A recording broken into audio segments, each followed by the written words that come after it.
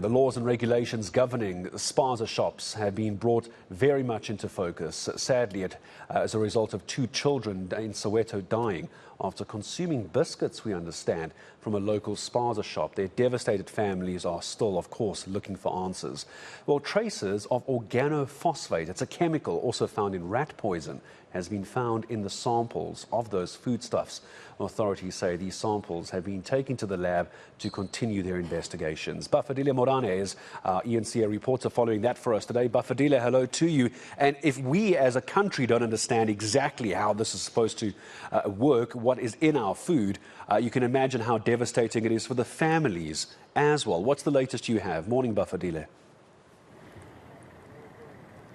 Morning, Gareth. Very much devastating and a very concerning matter at this point in time, as you highlighted that the incident that has happened in the Western and Soweto in the past week has actually put the consumption of food, what is actually the stuff that is sold, in particular in our spaza shops or tuck shops. Where are the regulators to enforce the bylaws at this point in time? I would tell you, very much concerning, Gareth. You can see here, I've got a product that we bought in one of the spaza shops here in the Johannesburg CBD in Mayfair, Ward 51, under the city of Johannesburg. This particular spice that I'm carrying, it has expired on the 25th of July, 2021. Wow. The other one, Gareth, it has expired on the 27th November, 2022. If you can see there, on our camera there, really concerning. If one have to consume this, what effects can they cause on their bodies? This is a vinegar. This vinegar does not have any expiry date. We've checked it. It doesn't have any expiry date, so we don't know whether they have erased the expiry date or what is happening. Really concerning. But at this point, Gareth, I'll be joined by Mohammed Christians. He is a councillor here at Ward 51 under the city of Johannesburg. And Mohammed, you have said to us that in 2020 you came here in this ward of yours to actually visit spaza shops and check if they do follow the bylaws and protocols that are required. What is it that you have found during those times? Thank you very much, Bafedile. It is a bittersweet day today because I thought with you coming here today, we would actually have some good news to share. But it's actually very sad because when the politicians came here for their walkabouts with all the departments, they made a lot of promises about closing down these places, better enforcement in terms of having more inspectors on the ground, but that did not materialize. It was just empty promises they made to the residents, and unfortunately it's the children that suffer. Where you are right now is not only an area that is bustling throughout the week, it's also an area where you'll find lots of children actually coming in and buying because they can walk to these shops.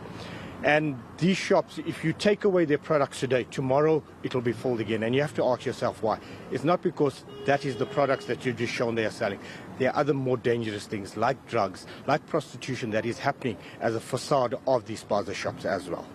In 2020, you were here. You're saying that the politicians who were on the ground at that time, they made empty promises. Do these spaza shops that I see here have the proper documentation to run their business?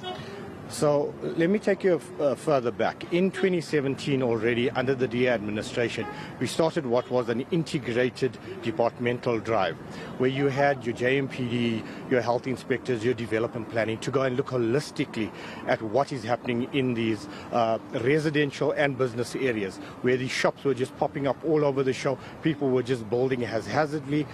And it started to work. We've got SAPs on board. We even got Home Affairs on board. But what had happened was this disappeared over time because there was lack of political will once the DA was kicked out of government.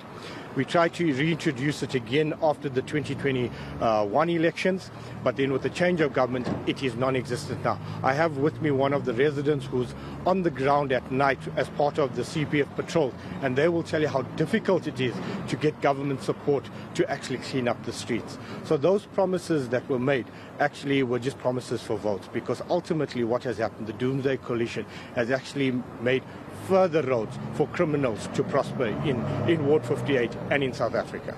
Well, thank you so much, Mohammed. I will be joined now by Mohammed Mall. He is a member of CPF in Brixton.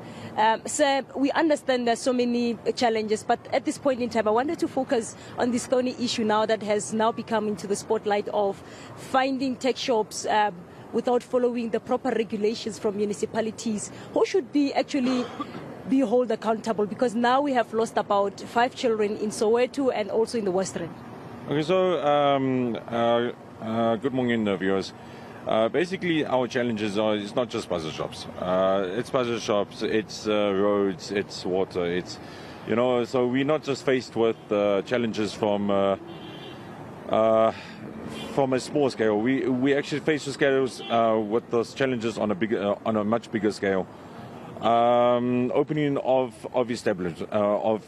new establishments. Are they registered? Are they not registered?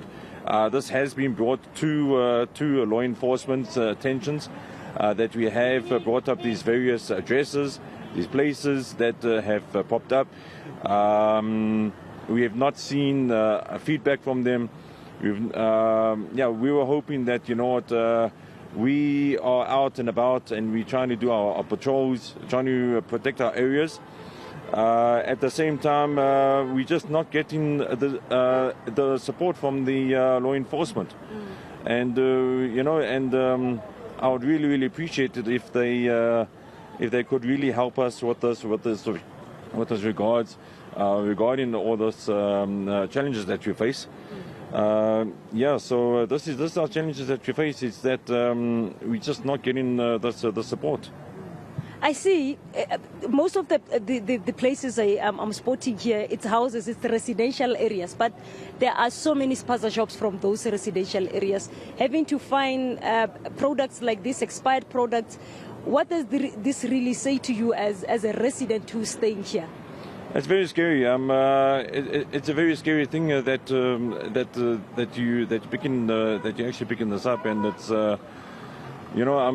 like I'm saying, we need the law enforcement to play their part, and unfortunately we are not the law enforcement. We are only the eyes and ears of our communities, and we only give back feedback to our law enforcement.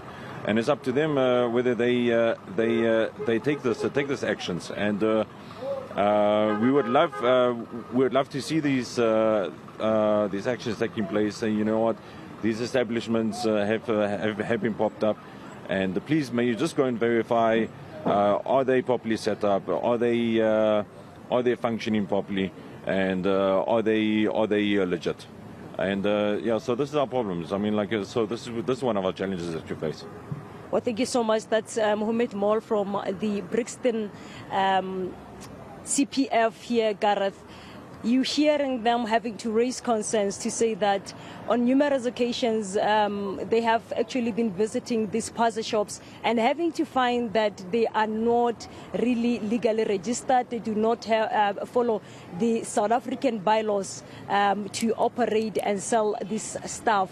So really a concerning matter. We've heard at this point that the Provincial Health Department, it is still investigating the deaths of about 5 children who are suspected to have consumed poison in what they have bought in some of the tuck shops in their area. So we will try to engage the City of Johannesburg health practitioners, officials, to hear as to whether are they on the ground to enforce the law, to ensure that protocols are being followed to operate these spaza shops in our areas. Yeah, and this is why it's so important that bylaws are adhered to. I suppose the issue is going to come in that if the bylaws are not being adhered to, who is responsible for that?